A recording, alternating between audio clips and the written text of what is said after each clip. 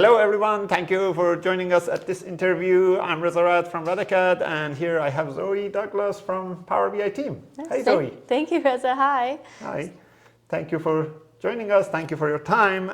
Would you mind telling to our audience who you are, what do you do at Power BI team? Sure. So my name is Zoe Douglas, and I'm a PM, a senior PM with Power BI and Fabric. Right. I work a little bit on Direct Lake, but also on Model Explorer and DAX Query View, including cool. the DAX Query View Copilot and Measure Descriptions Copilot. Wow, that's quite a lot of quite a lot of areas, especially the DAX Query View, because it's like everyone loves it since. Oh, that's good. I love it, so I'm glad to hear everyone else loves it too. yeah, it's definitely a great thing. I mean, we had previously Tabular Editor as a separate tool, but I mean, and DAX Studio. Yeah, and DAX Studio, and SQL Server Management Studio, Visual Studio, all of those things. But having a separate tool to do your things when you are basically building a Power BI solution isn't really much intuitive. Now we have that inside Power BI desktop, which is amazing. How was you probably hear the feedback from like users and things like that? How like do you track how many are really using it? How like a percentage, if it is something you can tell, of course.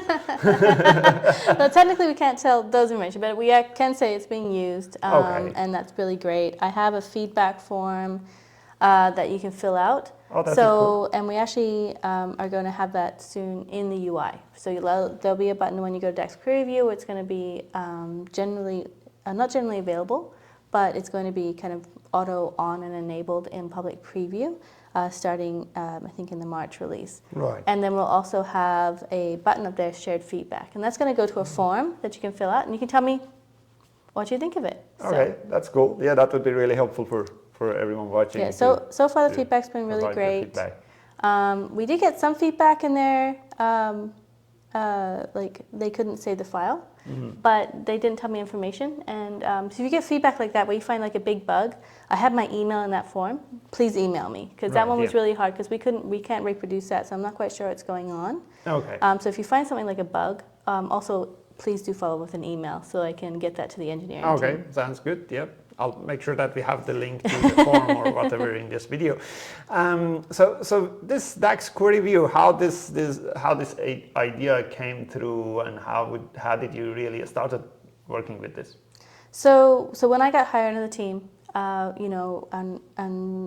they had more push for improving the tooling, our native tooling for Power BI, and this is one of the ones that came up. So I got luck of the draw, and I got to work on this feature, which is amazing. And so before I came to Microsoft, I was doing Power BI development. So I was super excited to be able to bring kind of these DAX queries natively into desktop, where you can go ahead and run it. Because DAX queries are more than just querying data. They have the define functionality, where you can write a kind of measure, an actual measure, not just an inline kind of implicit measure in like a summarize column, but you can actually define it as a measure and run it and use it. You can even utilize it with existing calculation groups in your model and that kind of stuff. Correct, yeah. And so being able to do that, and what's cool with it is, Tabular already had kind of DAX scripting, and we're working on the Tyndall, and so at first we were going to do almost something similar to DAX scripting, but I was like, well, if we're doing Tyndall, we can do all of the things with Tyndall, which is great. So I'm just going to focus on actually just straight DAX queries and building on that functionality, which means that we actually can then build upon DAX queries themselves. Right. So you have it defined for columns and tables, but we want to actually like make sure those are working properly and make improvements to those, and actually include those and bring in additional maybe defines in the future. Correct. So, and the other thing we did in that vein was also, when I was doing the DAX Query View, there were all those DMVs, and we were trying to figure out how we were going to support them in DAX Query View, not only like from syntax wise, but how would they work, right? We wanted them to work just as they are, but then we thought, well, there's this number of limitations with how they work right now. You can't join them, right? You can't do a bunch of stuff. So what we wanted to do was actually bring them in as DAX functions, which means you can join them together, and you can do additional operations on them, which is great. So that's the other thing that we're working on right now to improve kind of DAX queries and DAX. and then just having DAX Query View support what we already natively have. And so that was kind of the idea. Because we're in desktop, right, with the DAX queries, we can include some shortcuts, right? So the code lens, where it prompts you, if you define that measure in a DAX query, it can say, hey, I don't see this measure in your model. Would you like to add it? Right, so bringing those kind of quick ways to work with the model.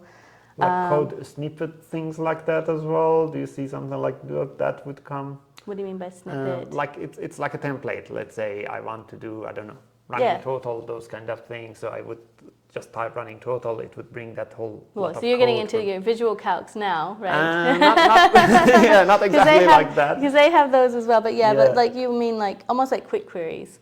Yeah. But in the DAX Query View. So it writes it for you. You just fill the areas.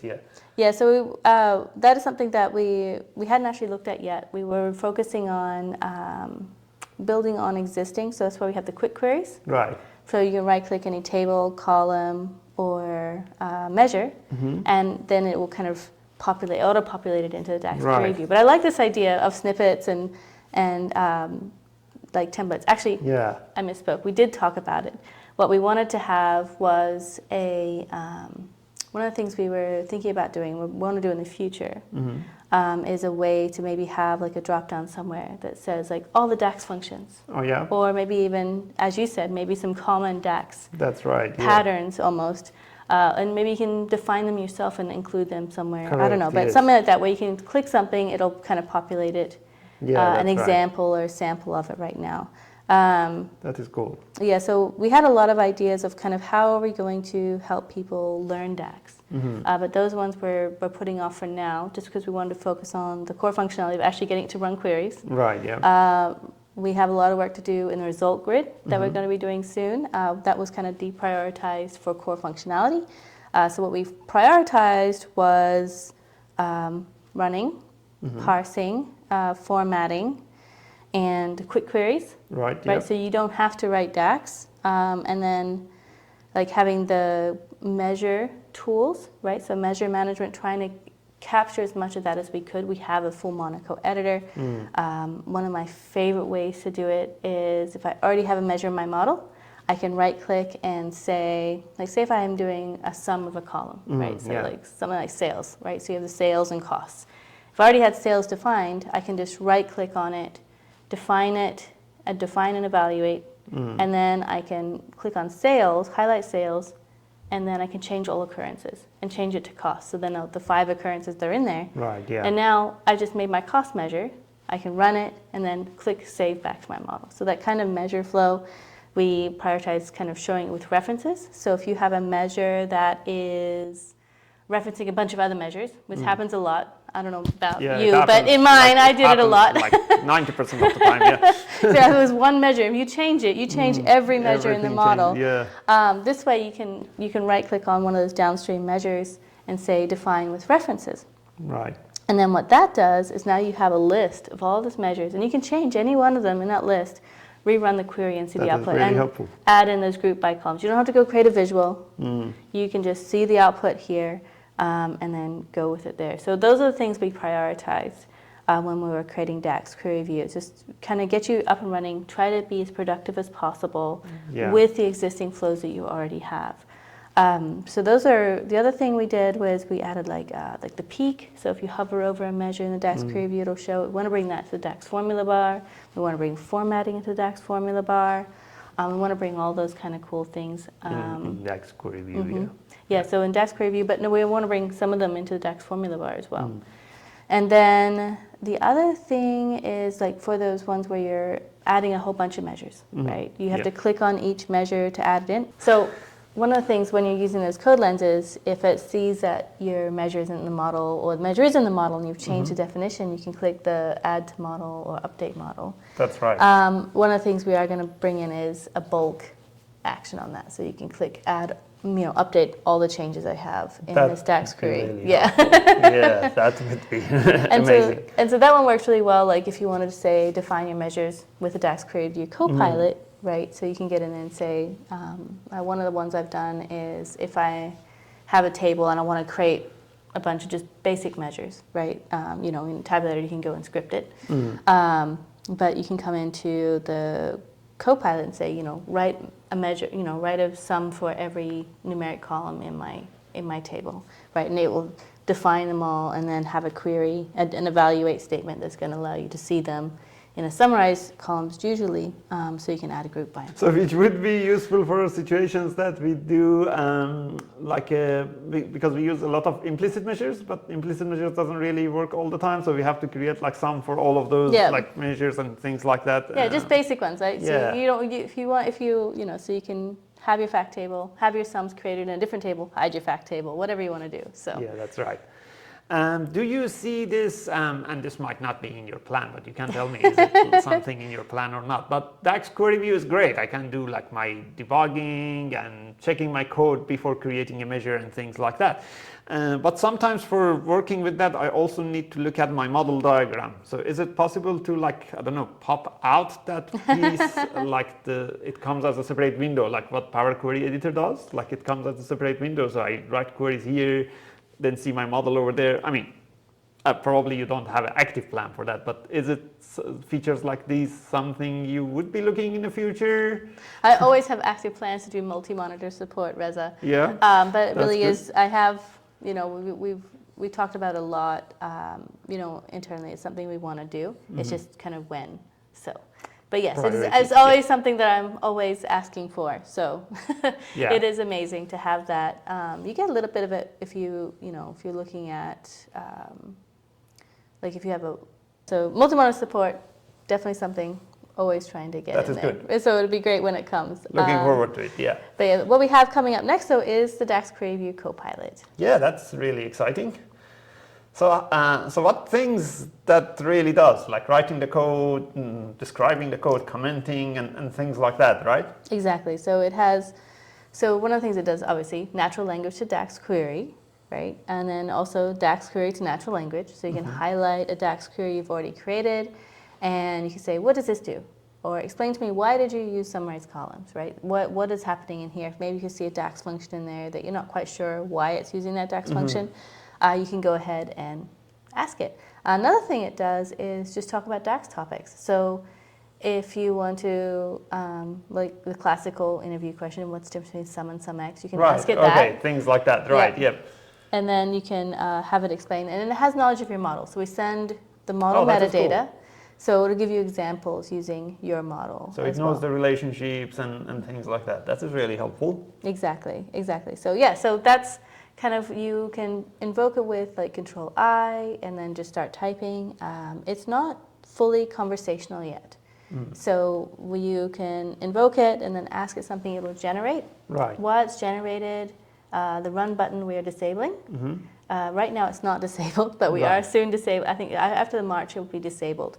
And then what happens then is, so you have to keep it before you can go ahead and run that DAX query. Correct. Now, if you want to make a change to that, so you've generated it, you clicked keep it, you ran it, and now you can say, oh, this is great, but actually want an additional column. Right. You can select the DAX query, re-invoke Copilot, and say add in that additional column. Like, so add in year or add in product, and it will go ahead and make those changes. And you'll see it in a diff, so it'll show you all the changes that it's making, and you can go from there. Right, that is cool. And I think like everything else in Copilot, it would get smarter as you use it, right?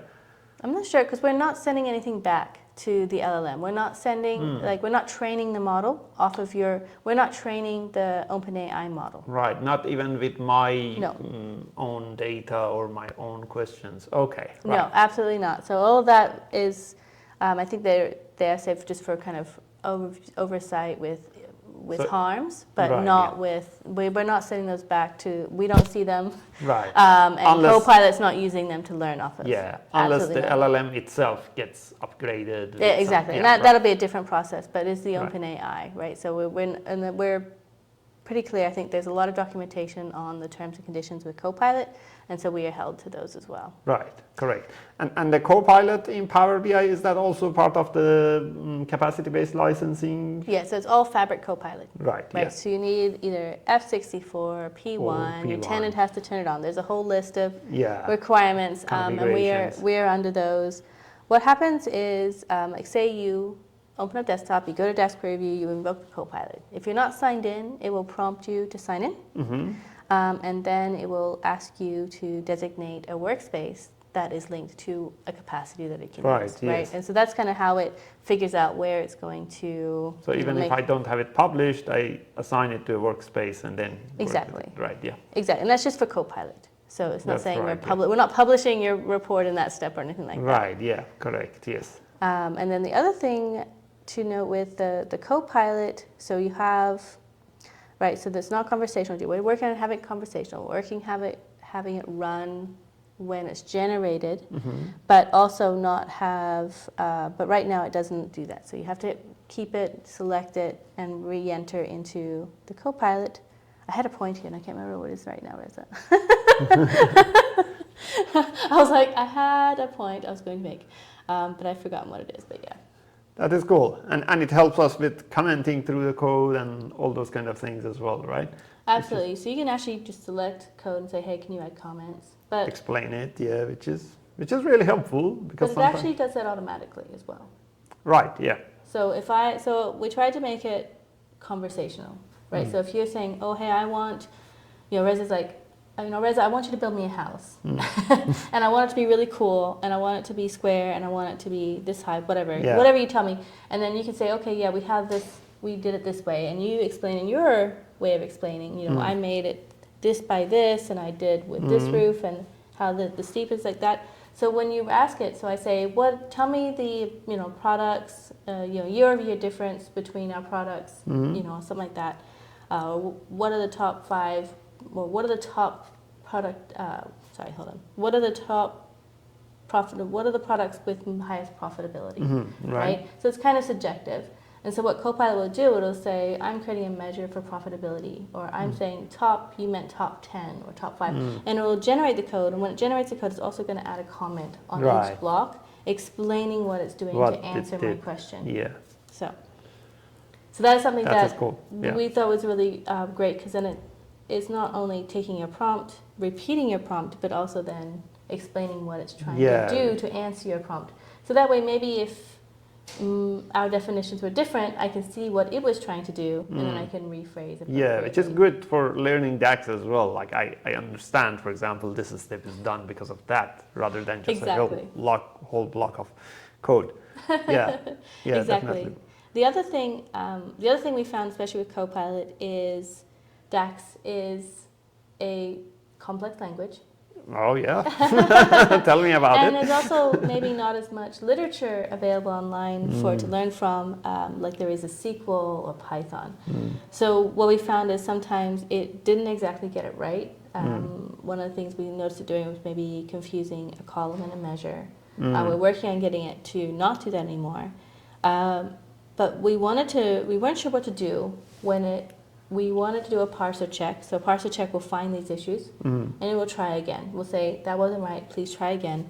But what were we going to do if it came back and was still not getting to the parser? So we ended up deciding on, it will still generate the code, but it's going to put a note in the thing saying, we know there's an issue. Right. You can go ahead and fix it yourself, keep it and fix it, or, so maybe it is mostly there. Right. Or you can go ahead and retry the prompt. At that point, you can retry the prompt without the history of that query it generated. So you can just type something else and hit send and see if it'll generate something different. Right. Okay. But yeah, so we wanted to kind of give some flexibility. We debated if we just weren't going to show it at all, or just generate it and say, well, here it is, without any warning that we also knew that it probably wouldn't run. Now we're only going to be catching syntax errors. Right. Yeah. Right, so that's what the parser will check if it's kind of logical errors. Unfortunately, we haven't got a good answer for that one just yet. But for the most part, it's doing really well. But still, it is a preview thing. It is a preview thing. Yeah, yes. we expect this to get much better. Yeah, absolutely. Yeah. We're still, we're trying to improve it all the time. Yeah, that's cool. That's amazing. amazing list of features you are working with, and I'm sure everyone is quite excited. So if people want to get in touch with you, like what is the best way? LinkedIn, Twitter? LinkedIn is probably... Right, yeah. You can get a hold of me on Twitter. I don't check it as much. LinkedIn I'm much more active. Right. You'll get a response from me there. Filling out the feedback form is amazing because it's not just me looking at that, and we can consolidate and have a consolidated view of what issues are people running into, what they're asking for next, and if they dislike something. So it's been really great to see that feedback and be able to use it. And we do use the feedback, right? So we look at that when we're prioritizing, okay, what are we going to be working on next? You know, should we prioritize working on the result grid, working on export options, you know, working on different features entirely. So the feedback is really helpful. Right, okay, now that's really helpful, and we'll make sure that we put the link to that feedback form. So anything else you wanted to mention that we didn't cover in this? The other thing, I have another Copilot, which is the measure description Copilot. Oh, yes, yeah. So that one is really, generally when I ask people, like, how do you like it? They're like, this is great, can I do it in bulk? Yeah, that is exactly, like, we want to document the whole thing. You're like, 2 clicks per measure is a bit much. Let's just do 1 click per model and be done. So we are working on that as well. Oh yeah, that would be fantastic. Yes. Explain me everything. Exactly. I didn't add one description. Please add them all. Thank you. Yeah. So we're working on a way where you can still give it some oversight, right? You always have to review what Copilot says. For the measure description one specifically, like if you have, it looks at the DAX formula and it looks at the name and it looks at the name of the table it's in. But we did try to, you know, to kind of limit harms with the Copilot. If you have a string literal, right? It will not be considering those, right? And comments are not considered either in the DAX formula. So just keep in mind those limitations, especially in the bulk ad, right? I think I might have we still have to go through design. Design's been working extremely hard on all of these features, really make them look nice, make them, you know, work really well, and make sure, like, because we have a ton of places we have Copilot, making sure it's a cohesive across, even though it's with different PMs. Yeah. So one of the things we want to work on is, like, how do we show the bulk descriptions so you can review them, and maybe we can mark stuff like, you know, this one probably needs to be looked at because it had a string literal and we weren't really able to understand exactly what was happening. That's right, yeah. So we're working on the UI for that and cool. the design. The design's working really hard on that. Huge shout out to design and huge shout out to engineering. I mean, they've been working really hard getting these features up and running and added.